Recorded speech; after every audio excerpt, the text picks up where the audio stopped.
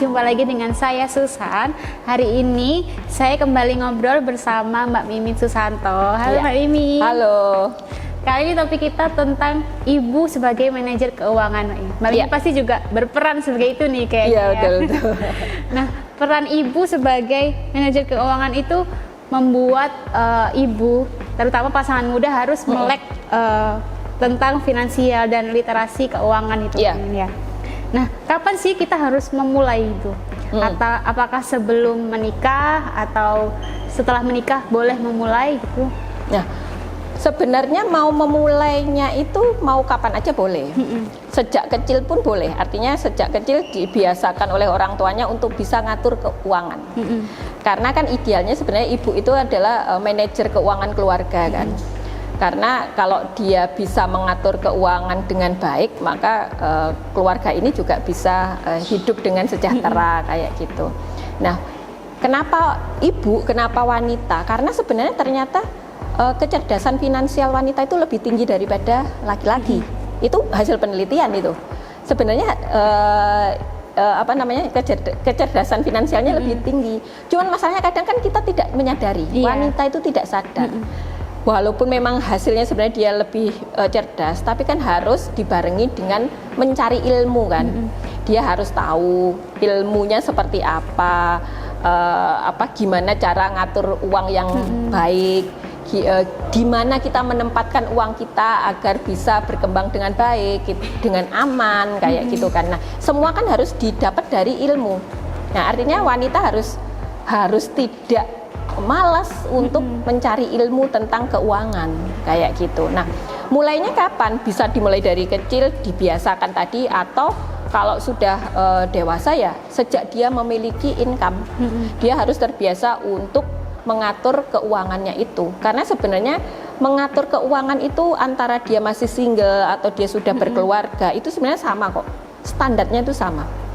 Pola 10, 20, 30, 40 itu sama. Itu bisa diterapkan ketika dia masih single atau dia sudah berkeluarga. Nah, kalau dari awal dia sudah belajar membiasakan diri, kan jadi habit kan. Dia akan tanpa sudah nggak usah disuruh pun, tidak usah diingatkan pun, dia sudah dengan otomatis dia akan punya pola seperti itu, pola baik untuk mengelola keuangan itu kayak gitu. Nah, apa sih yang harus kita pahami, terutama bagi kita sebagai ibu misalnya mengajarkan ke anak atau ke pasangan yang mungkin belum seberapa mengerti gitu, bahwa finansial ini pentingnya begini-begini gitu, Mbak. Nah, kan kalau kita ngomong kita berkeluarga, kita kan pasti pingin mencapai impian-impian kita kan. Impiannya misalnya pengen punya anak yang punya pendidikan tinggi, pengen punya rumah yang bagus, pengen suatu saat punya usaha. Artinya berarti kita butuh modal usaha. Pengen berlibur atau pengen punya pensiun yang besar sehingga kita nanti saat usia tua kita tetap sejahtera kayak gitu. Nah, komunikasikan ini dengan pasangan bahwa kita ini harus merealisasikan impian-impian kita. Karena impian ini akan tetap menjadi impian kalau tidak kita bentukkan menjadi sebuah tujuan keuangan. Begitu kita sudah bentukkan tujuan keuangan, konsekuensinya kan kita juga harus tahu berarti ini harus kita investkan kemana, berapa besar. Jadi kita nanti tidak lagi sembrono membelanjakan uang kita, karena kita tahu bahwa kita harus menyisihkan sekian rupiah untuk merealisasikan impian-impian kita kayak gitu. Nah, sebagai pasangan muda, suami dan istri ini kan punya ajaran yang berbeda, termasuk soal pengelolaan keuangan gitu, Mbak. Iya, betul. Nah, itu gimana caranya kita tuh menyiasatinya tuh seperti apa gitu? Apakah kita bisa menyatukan atau masing-masing gitu, Mbak Mimin? Nah, ini setelah saya banyak bertemu dengan keluarga-keluarga di Indonesia ya, itu ternyata polanya itu berbeda-beda masing-masing keluarga. Dan apakah satu lebih bagus dari yang lain? Saya lihat enggak. Itu semua tergantung individunya masing-masing. Jadi ada yang terpisah pengelolaannya, artinya suami mengelola sendiri, istri mengelola sendiri, atau juga bisa dijadikan satu kayak gitu. Itu masing-masing ada yang sukses, ada yang enggak. Artinya kembali lagi ke individunya masing-masing. Dia mengelolanya seperti apa kayak gitu. Nah, kalau misalnya contoh si suami sudah melimpahkan semua pendapatannya ke istri untuk dikelola, ternyata istrinya tidak bisa mengelola dengan baik. Hasilnya juga ada yang tidak baik juga, artinya ternyata dia tidak bisa merealisasikan impian-impian, malah mungkin dia juga terjebak hutang dan lain-lain. Itu ada yang seperti itu. Tapi ada juga yang hanya dipegang suami aja dan sukses karena suaminya pinter ngelola kayak gitu. Jadi intinya sebenarnya kan didiskusikan berdua maunya seperti apa. Dan jangan egois, karena kan kita ini di perahu yang sama. Kalau egois, yang satu pengen ke utara, satu pengen ke selatan, kan jadinya tidak kemana-mana, mungkin malah pecah ini perahu, gitu kan. Jadi kita harus komunikasikan dengan visi yang sama, tujuannya sama. Jadi nanti bisa sampai ke tujuan itu berbarengan dan dengan selamat. Artinya siapa yang pegang kendali, dikomunikasikan kembali. Apakah si suami ataukah si istri yang punya istilahnya kemampuan di mana? Nah, tadi kan di muka sebenarnya kan si istri ini wanita itu kan sebenarnya punya kelebihan juga. Asal dia mau belajar. Gitu. Dia harus belajar gimana sih cara mengelola dengan baik. Suami pun juga seperti itu. Dia juga harus belajar juga. Artinya harus sama ini visinya. Jadi duduk bersama dulu, entah itu sebelum menikah atau di awal menikah, untuk menentukan kita ini mau membawa perahu rumah tangga ini biduk, makanya namanya biduk rumah tangga ya, karena memang itu diibaratkan sebagai perahu gitu. Itu mau dibawa kemana? Siapa yang jadi nahkoda? Siapa yang mengayuh? Siapa yang mengatur kayak gitu? Itu didudukkan bersama. Mau cara mengelola uangnya seperti apa, itu didiskusikan bersama. Karena ada yang misalnya tadi suami misalnya pegang sendiri, istri pegang sendiri, itu juga bisa. Mau dijadiin satu, kemudian dikelola bersama juga bisa. Tergantung kesepakatannya, gitu. Sekarang kita contohkan aja nih Mbak Mimin ya. Misalnya pasangan muda ini sama-sama memiliki penghasilan gitu, Mbak Mimin. Nah, pengaturannya tuh yang cocok gimana untuk mengelola keuangan di keluarga gitu? Nah, tetap kuncinya di komunikasi. Jadi keluarga ini punya kebutuhan apa aja, punya budgetnya apa aja. Misalnya bulan ini, bulan depan misalnya, kita ngitung kita butuhnya apa aja. Atau dari awal kan sudah kita hitung nih, kita harus menyisihkan dana sekian untuk ini, untuk merealisasikan beberapa tujuan keuangan, misal salah satunya pendidikan anak dan lain-lain itu. Nah, itu kan dikomunikasikan gitu. Nah, kita maunya seperti apa? Mau kita bagi, artinya pendapatan masing-masing dipegang masing-masing, tapi punya kewajiban. Si bapak misalnya punya kewajiban untuk membentuk dana pensiun, membentuk untuk membeli rumah dan lain-lain. Jadi dia punya kewajiban untuk membayar misalnya KPR, cicilan KPR dan lain-lain. Istri untuk membentuk dana pendidikan, untuk memenuhi kebutuhan keluarga, biaya hidup di rumah dan lain-lain. Itu dikembalikan lagi atau mau dijadiin satu income-nya.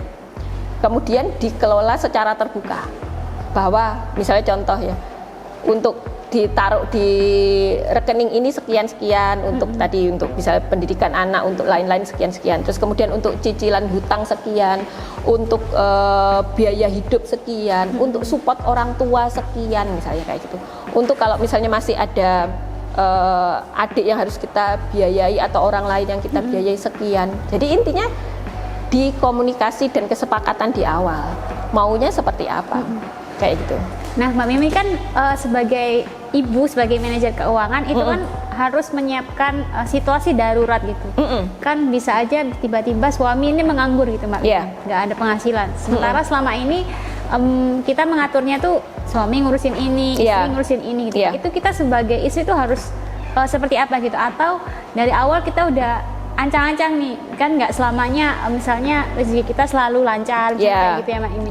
Kita mengaturnya tuh gimana Mbak? Nah, makanya di pos yang 20% untuk tabungan dan investasi itu kita bisa gunakan, kita harus bukan bisa, kita harus menyisihkan untuk dana darurat. Jadi setiap keluarga itu kan membutuhkan dana darurat besarnya sekitar 12 kali pengeluaran bulanan dia kan. Nah, siapa yang mau memenuhi ya tergantung masing-masing tadi cara pengelolaannya gimana. Intinya dana darurat itu harus dibentuk. Gunanya untuk kondisi-kondisi yang di luar prediksi kita. Contoh misalnya tiba-tiba suami di PHK atau usahanya bangkrut misalnya kayak gitu. Nah, untuk bertahan hidup beberapa bulan ke depan kita bisa gunakan untuk kita ambil dana darurat sementara, karena tadi misalnya suami punya kewajiban untuk membayar cicilan rumah. Nah, karena penghasilan dia sudah tidak ada, ngambilnya dari mana? Ambil dari dana darurat. Gitu, kita ambil dulu sementara sampai pasti nggak akan tinggal diam dong. Masa setelah misalnya di PHK atau usahanya bangkrut terus diem aja kan nggak mungkin ya. Minimal kan kita butuh beberapa waktu untuk memulihkan atau mencari pekerjaan baru kayak gitu. Nah, untuk mengcover pengeluaran sebelum kondisinya normal kembali dari mana? Ya kita ambil dari dana darurat. Kayak gitu. Makanya penting banget dana darurat itu harus tetap dimiliki. Selain kita juga menyiapkan istilah tujuan-tujuan keuangan. Dana darurat itu masuk ke tujuan keuangan juga. Gitu. Nah Mbak Mimin, kalau bicara soal ibu-ibu atau wanita nih pasti doyan belanja dong Mbak Mimin ya. Nah gimana sih kita caranya, misalnya kita dikasih uang dari suami nih, kasih berapa persen gitu. Nah gimana kita, misalnya aku pengen uang ini juga buat aku, nggak buat keluarga doang. Nah kita tuh membaginya tuh seperti apa gitu Mbak Mimin? Nah kan misalnya kita punya dana sendiri untuk kita ya nggak masalah, itu kan kayak memberi hadiah buat diri ya. Kalau kita sudah merasa bahagia pasti nanti keluarga itu juga akan bahagia. Karena ibu itu kan seperti tiang, artinya dia itu benar-benar yang bayangin kalau ibu lagi nggak bahagia, anak-anak bisa juga tidak bahagia, suami juga nanti bisa marah-marah karena kondisi rumahnya tidak enak kayak gitu ya.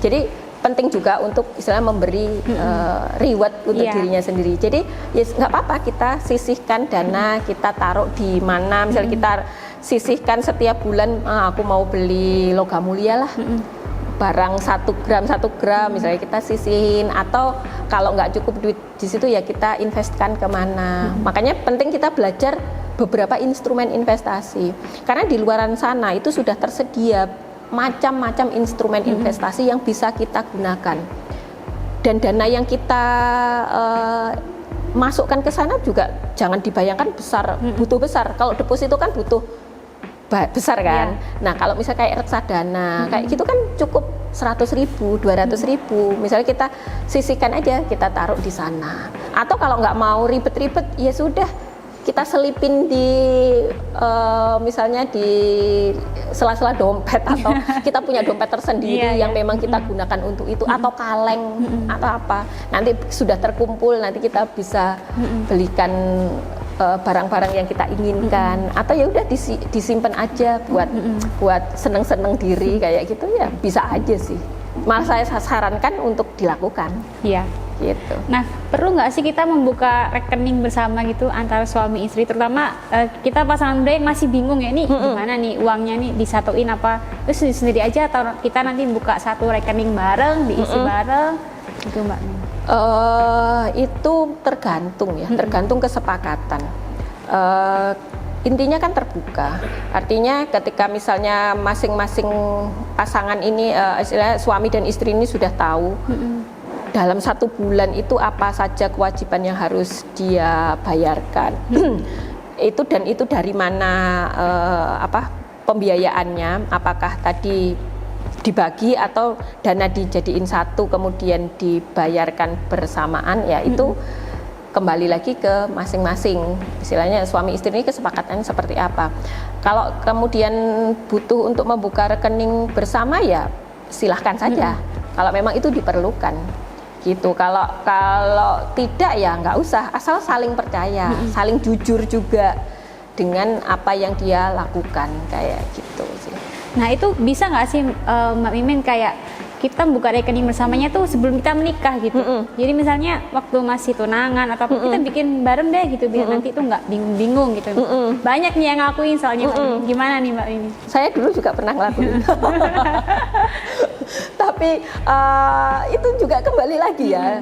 Tujuannya tadi buka rekening bareng buat apa sih? Apa? Nah, kalau dulu sebelum menikah kenapa buka rekening baru bareng waktu itu ya saya karena untuk biaya menikah gitu kan. Nah, apakah setelah itu dilanjutkan? Kalau saya pribadi enggak. Karena di muka sudah dibicarakan kebutuhannya ini berarti nanti berapa yang kita harus istilah dana yang memang harus kita keluarkan sebulan itu berapa ya. Suami ngasih berapa, dari aku berapa kayak gitu. Jadi intinya enak-enakan aja lah, masing-masing seperti apa gitu. Oh dari saya pribadi sebenarnya pernah Mbak Mimi, tapi sayang itu kandas Mbak Mimi. Jadi curhat ya. Kandas ya.